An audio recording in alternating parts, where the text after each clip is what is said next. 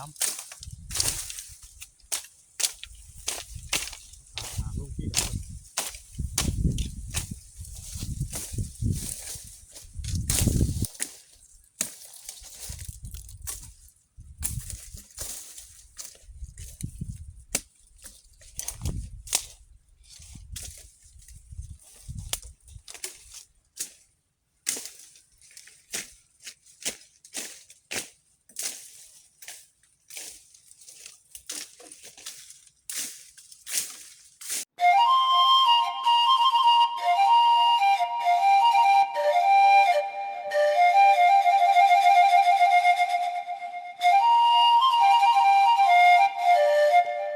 โดยพี่น้องเนาะตอนนี้ก็กำลัง ข้างหดเข้าพี่น้องเลยพอเฮามาอยู่พี่หนึ่งอยู่พี่เนาะมื้อนี้มาคนเดียวมื้อนี้พี่น้องเลยมาคนมันเลยก็ไปเมียนลำมันแน่เนาะกราบทักทายสบายดีและสวัสดีเด้อพ่อแม่พี่น้อง FC เบิร์ดสุขุสุคนพบพ่อกันมื้อนี้ก็อยู่นะพี่น้องเลยมาสะมันเนาะเฮาปั่นเรียบร้อยเฮาตากเฮาก็ต้องมาสะมาเบิ่งพี่น้องเลยอาจจะมีเสียงลมเลยเด้อพี่น้องเลยเนาะมื้อนี้มาคนเดียวมื้อนี้พี่น้องเนาะลูกเต้าบ่ได้มาภรรยาก็บ่ได้มาอยู่บุญเพราะว่ามัน บ่มีหยังมากมายนะมีแต่เอามาสะแล้วก็แล้วนี่สะไปแล้วเดี๋ยวกินข้าวกินน้ำเลยสิสะอีกรอบนึงพี่น้องเลยเป็น3 ล้านสีลมๆเลยถือว่า แห้งไว้อยู่ได้พี่น้องเลยเขาตากลมแห้งเลยพี่น้องเนาะหนาวไว้พี่น้องเลยวันนี้ก็ถือว่าไม่ได้ไปหาน้องดำพี่น้องเลยเนาะมาเก็บเวียกมันตัวนี้ก่อนเรียกว่าสิไปอยู่รถเพื่อมาแต่หน้านั่นมันช่วยนะครับมาคนมันพี่น้องเลยให้ทั้งแม่รุ่นเพิ่นมาเพิ่นก็บอกกล้ามาเพราะว่ามาคนเดียวมันลมมันเย็นเลยแหละพี่น้องเลยมาเพียเพิ่นก็บอกกล้ามา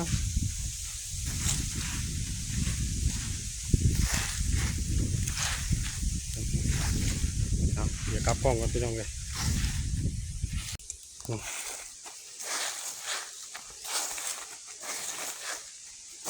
ตากพันนี่ได้แดด1 มื้อตัวนั้นนะได้2 แดดแล้วหัวเฮาปั่นนี่ปั่นบ้านน้ำหลังพี่น้องเลยถือว่าแดดคักอยู่มื้อนี้พี่น้องแต่ว่าหักลมแห้งเด้อพี่น้องเด้อ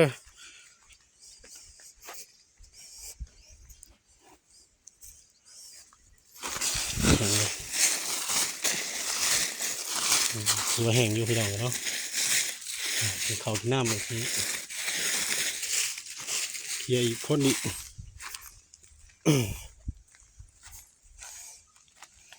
เดี๋ยวเคลียร์เบิ่งก่อนจะเป็นกล้องของมัน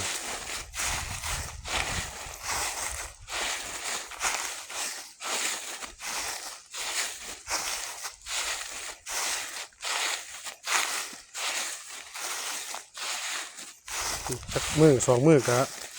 คนอีกพี่น้องเลยมันตัวนี้ก็แห้งแล้วเนาะ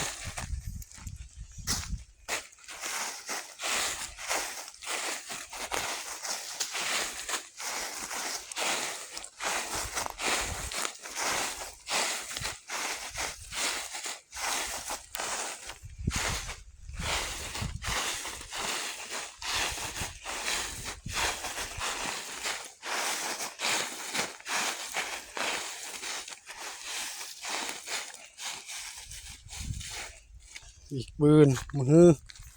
หรือว่าเก็บได้พี่น้องมาคนเดียวเหมือนมาเมียนลำมันแน่ว่าเขาพันไปแล้วเขาก็ต้องเรียนไว้พี่น้องเลยเนาะถ้าเขาปะไปโดดนะมันคิดแห้งแล้วก็มันก็คิดตายแต่กับผมมีลำปลูกกีนายเยอะเนาะลมหนาวนี่ยังบ่ผ่านบ่พ้นโอ้ยเป็นวัดเป็นไออยู่พี่น้องเนี่ยเบาไปกับเสียงยัง แหบๆอยู่คลำบอกคลำหวานเลยได้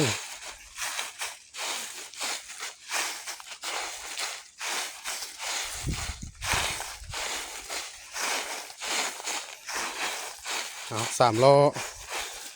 เข่าชุกมาคนมันก่อน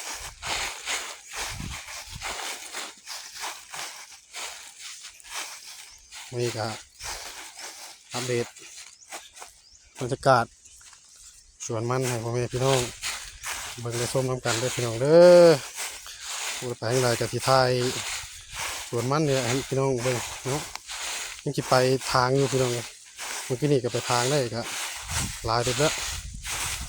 นะพี่น้องเนาะเดี๋ยวติดตามต่อไปเด้อพี่น้องเด้อผิดพลาดประการใดครับขอโทษขออภัย FC พี่น้องเบิดสุขุสุคนครับพี่น้องเลยมาต่อกันมานี่ทางมันเนาะ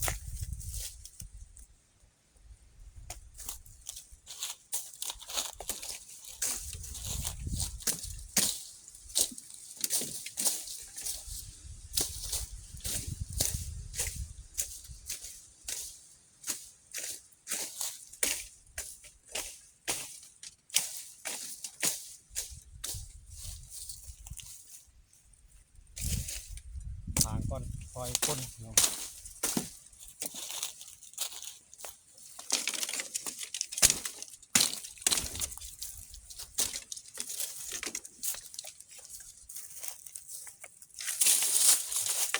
แต่นี่มันจะที่บังออกก่อน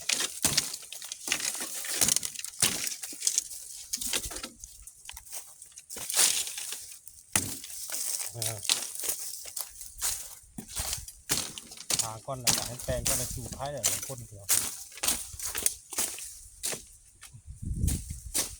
หน้าคนเดียวนี่ได้หลายวิ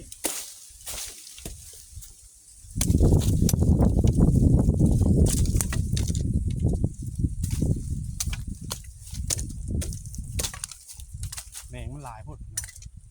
ก็เลยหลายล้ำหาลูกที่เดียว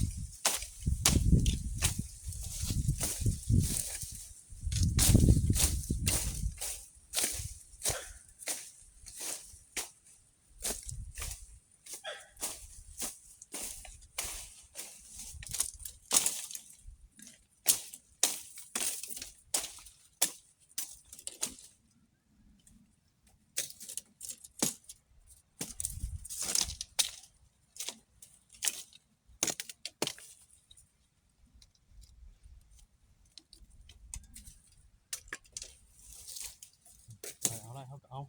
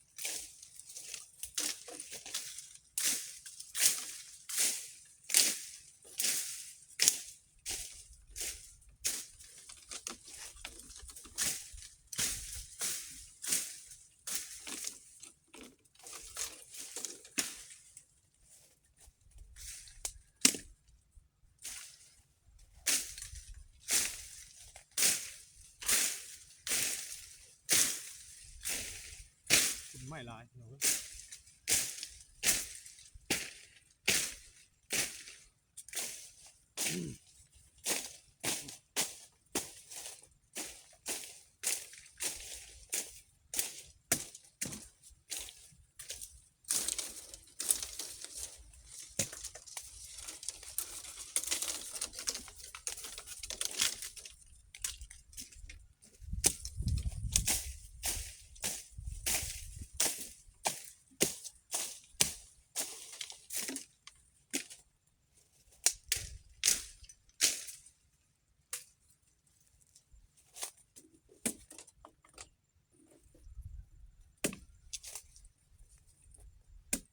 ตัดลำมันไว้ลำ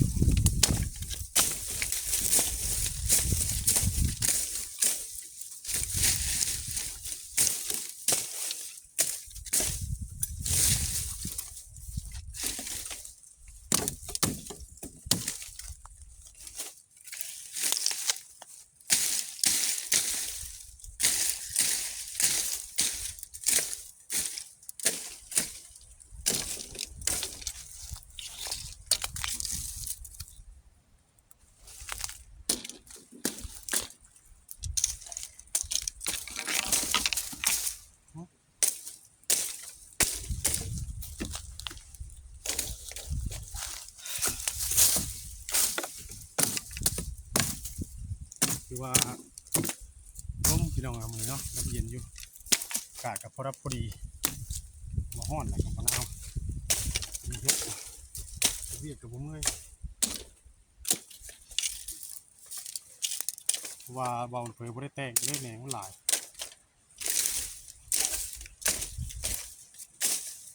นี่ทำแล้วแถวโพนนี่ตื่นมาใหม่อีกหน่อย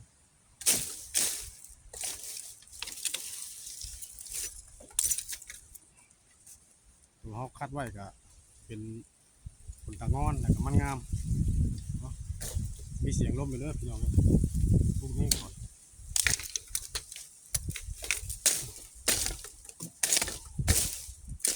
ทำสีโย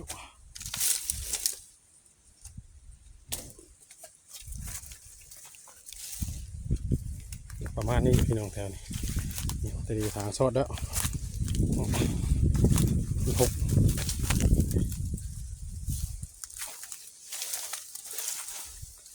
คนมาแถวนี้ทางมาแถวนี้แล้วก็บอลเผยจิจูดก่อนเนาะแล้วก็ทางตัวนั้นเนี่ยเดี๋ยวจะเบิดแถวโฟนนี่มาห้องนี้แล้วก็ว่าทำอย่างหนึ่งคืออะไร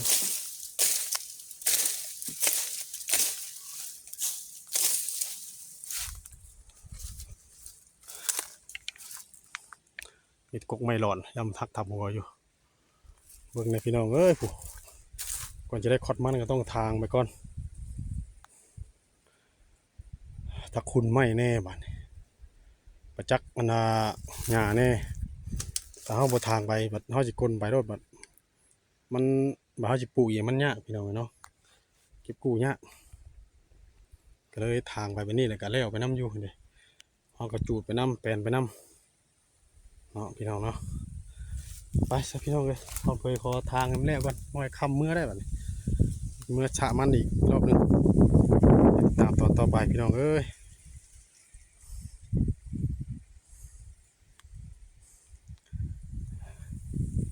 หรือว่าเบิ้งไปพี่น้องเลยเนาะทางบ้านเพื่อนครับให้จบคลิปนี้เลย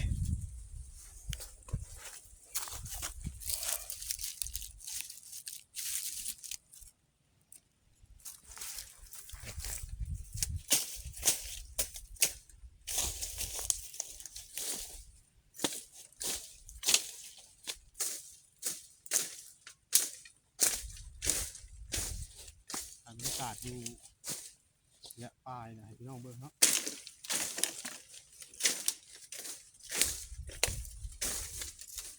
เออพี่น้องเลยทางอย่างมานำกันเงินอย่าง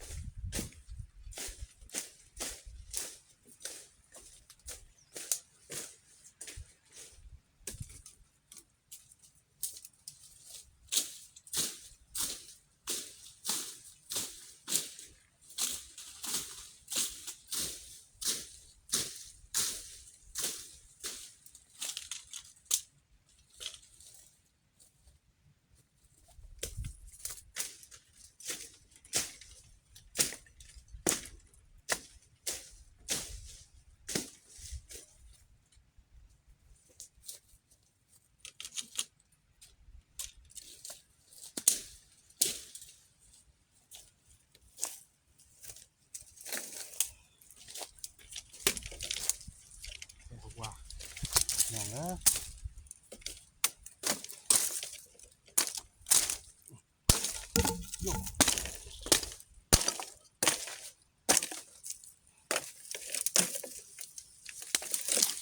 มันหลายโพดเลยพันถิ่นน้ำพี่น้องมันแหน่งมันหลายโพด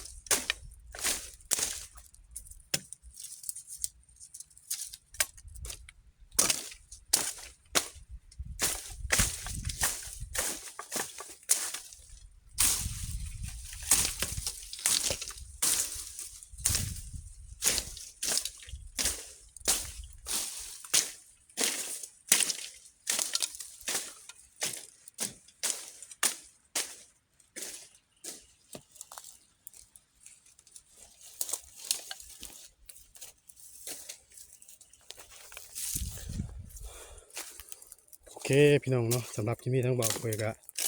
แสดงขอตัวจบคลิปแล้วยังน้อยหนึงพี่น้องเลยเดี๋ยวพบพ่อกันใหม่พี่น้องเนาะลำลาพ่อแม่พี่น้องเพียงเท่านี้แหละขอบคุณเด้อพี่น้องเด้อที่เข้ามาติดตามเป็นกำลังใจทั้งบ่าวเผยแต่ต้นจนจบแล้วก็กดข้ามโฆษณาบ่าวเผยไปฝากกดไลค์กดแชร์เด้อพี่น้องเด้อวันนี้กะมาทางหญ้าทางหุ่นมันแล้วก็สะมันพบพ่อกันคลิปต่อไปพี่น้องสำหรับคลิปนี้สบายดีเด้อพี่น้องสบายดี